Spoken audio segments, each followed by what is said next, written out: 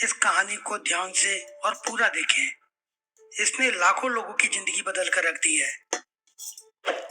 इस वीडियो के लिए निकाला गया समय आपके सोचने का तरीका और जिंदगी बदल सकता है।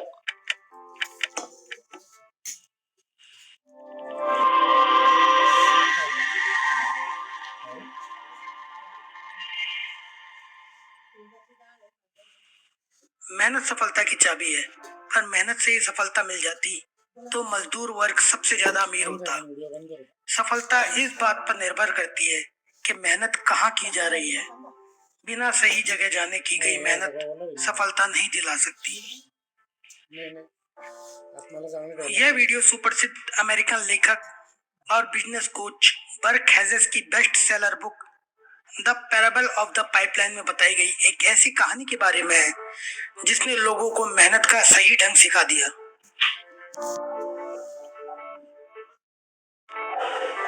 ये कहानी है दो दोस्तों की, पाब्लो और ब्रूनो की। एक सुंदर वादी में दो दोस्त रहा करते थे जिनका नाम था पाब्लो और ब्रूनो। ये दोनों दोस्त एक सुंदर जिंदगी का सपना देखते थे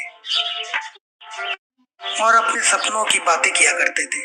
दोनों बहुत मेहनती थे और हमेशा अपने लक्ष्यों और सपनों को पूरा करने के लिए अवसर की तलाश करते थे। उन्हें एक अवसर मिल ही गया। गांव में पानी की समस्या थी और गांव के मुखिया ने उन्हें दूसरे पहाड़ पर बनी हुई झील से पानी लाकर गांव की टंकी में डालने का काम सौंप दिया। वो जितनी बाल्टी पानी डालेंगे उतने उन्हें रुपए मिलेंगे। दोनों दोस्त काम पर लग गए और रोज सुबह से शाम तक बाल्टियां भर भर कर गांव में पानी लाने लगे, जिसके बदले उन्हें पैसे मिलते। ब्रूनो अपने काम और उस काम से मिलने वाले पैसे से बहुत खुश था, लेकिन पाब्लो अपने काम के तरीके से खुश नहीं था। बहुत ज्यादा मेहनत करने से शाम होते होते वह बहुत थक जाता और उसका पूरा शरीर दुखने लगता, लेकिन बदले में जो पैसे मिलते वह उसे कम ही लगते। वो ज्यादा अच्छे और फायदेमंद तरीके के बारे में सोचने लगा और एक दिन पाब्लो के मन में एक विचार आया, झील से गांव तक पाइपलाइन बिछाने का विचार।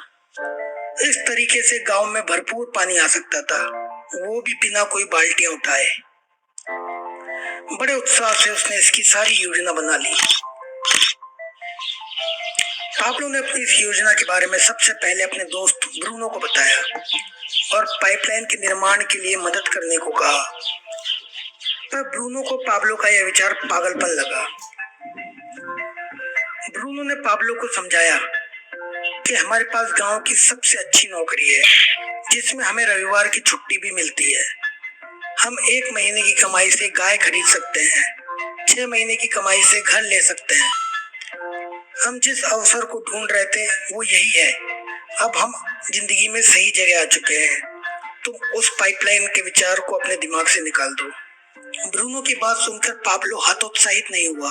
उसने और अच्छी तरह से समझाया कि हम आधे दिन बाल्टी से पानी लाएंगे और आधे दिन पाइपलाइन का काम किया करेंगे। रविवार को छुट्टी वाले दिन हमें पाइपलाइन का काम करने के लिए पूरा दिन का समय मिलेगा। ब्रूनो का जवाब अब भी ना था। पाब्लो को अच्छी तरह से पता था कि दूसरे पहाड़ पर स्थित झील से अपने गांव तक पाइपलाइन बनाने का काम बहुत मुश्किल है और इसके लिए उसे बहुत समय देना पड़ेगा। उसे यह भी पता था कि वह बाल्टियां लाने का काम आधे दिन करेगा तो उसकी कमाई भी कम हो जाएगी और उसमें से भी कुछ पैसे उसे पाइपलाइन के निर्माण में लगाने पड़ेंगे और पाइपलाइन का मुनाफा मिलने में 2 से 3 साल तक का समय भी लग सकता है। ब्रूनो को लग रहा था कि पाब्लो की इस नामुमकिन योजना में अगर वो अपना समय बर्बाद करेगा तो वह अपने लक्ष्यों को पूरा नहीं कर पाएगा।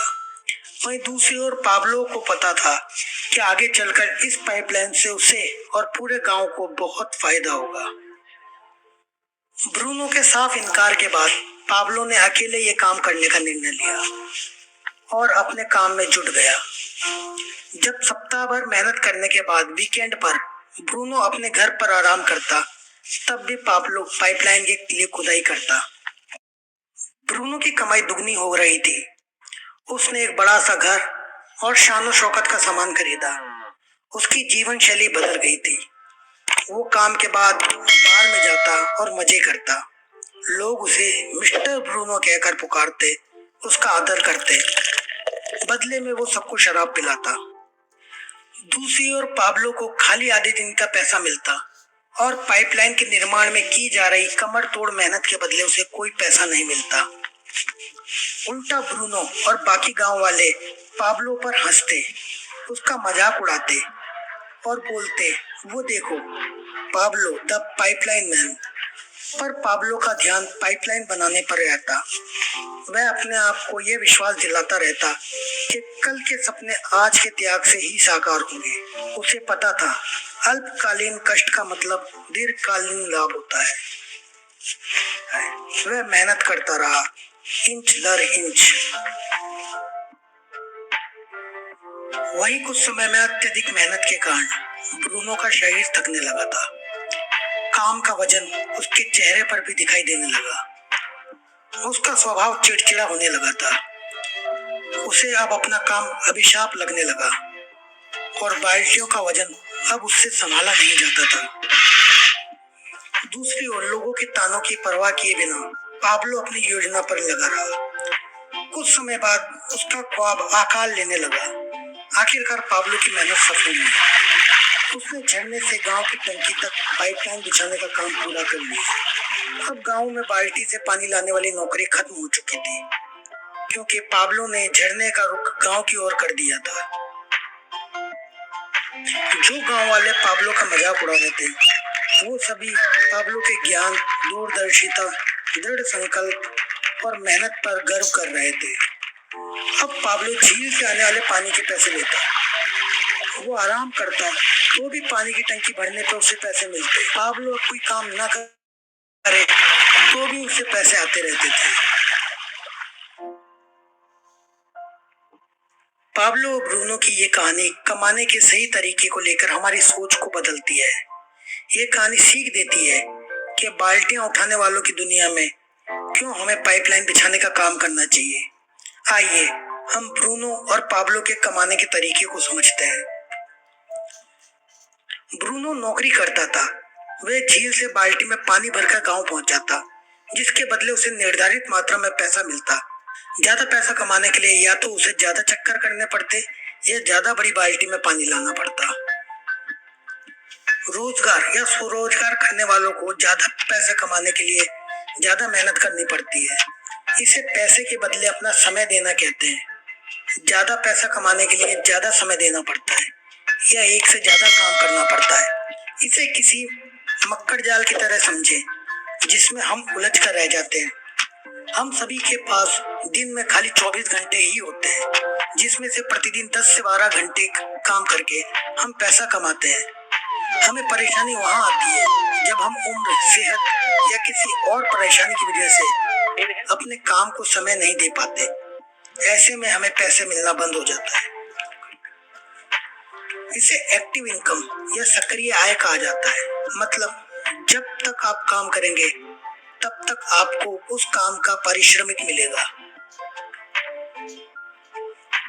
दूसरी ओर पाब्लो सुखी इसलिए हुआ क्योंकि उसने थोड़े पैसे के लिए अपना पूरा समय नहीं दिया, बल्कि अपनी मेहनत, समय और पूंजी को एक पाइपलाइन तैयार करने में लगाया। जब पाइपलाइन तैयार हो गई तो उसे खाली पानी के बदले पैसे लेने का काम करना पड़ता। उसने अपनी दूरदृष्टि से जान लिया था कि ये ऐसा माध्यम है जो तैयार हो गया तो उसे तब भी पैसे दिलाता रहेगा जब उसकी उम्र और सेहत बाल्टियां उठाने जैसी नहीं होगी। इस तरह की कमाई पैसिव इनकम या निष्क्रिय आय कहलाती है, जिसमें आप काम करें या ना करें, आपको उस काम का पैसा मिलता रहता है।